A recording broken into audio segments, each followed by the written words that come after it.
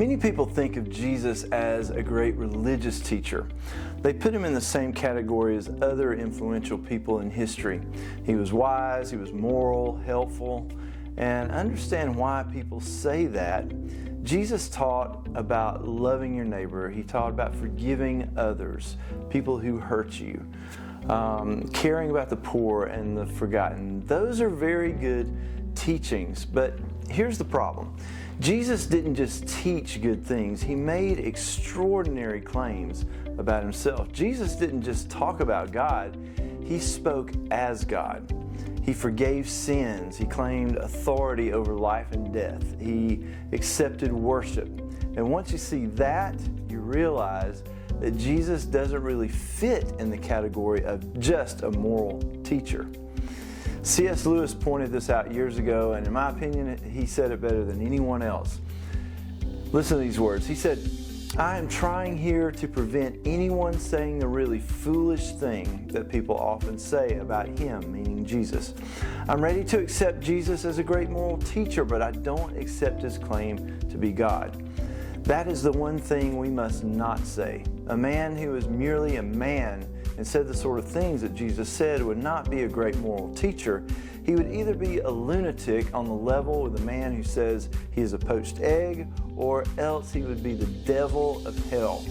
You must make your choice. Either this man was and is the Son of God, or else a madman or something worse. You can shut him up for a fool, you can spit at him and kill him as a demon, or you can fall at his feet and call him Lord God. But let's not come with any patronizing nonsense about his being a great human teacher. He has not left that option open to us. He did not intend to." Lewis is saying that Jesus doesn't leave us a middle option.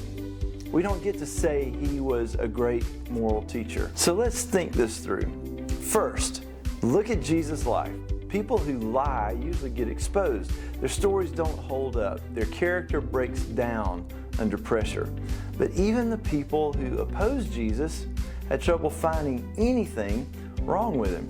He taught humility and he lived it. He talked about love and he showed it. And he did this even when he was being persecuted and tortured. So this really matters. Second, there is the resurrection. The followers of Jesus didn't go around saying, "We like his ideas." They went around saying he rose from the dead. And they said this publicly, and they said it in the same place where Jesus had been executed.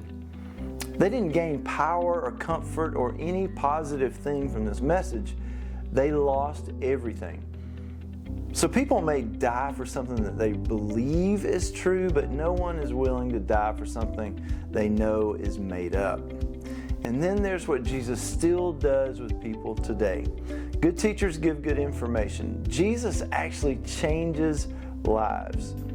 People across cultures and generations and even continents describe essentially the same experience. They gain a new direction. They have a changed heart, a sense of forgiveness and purpose that they didn't have before.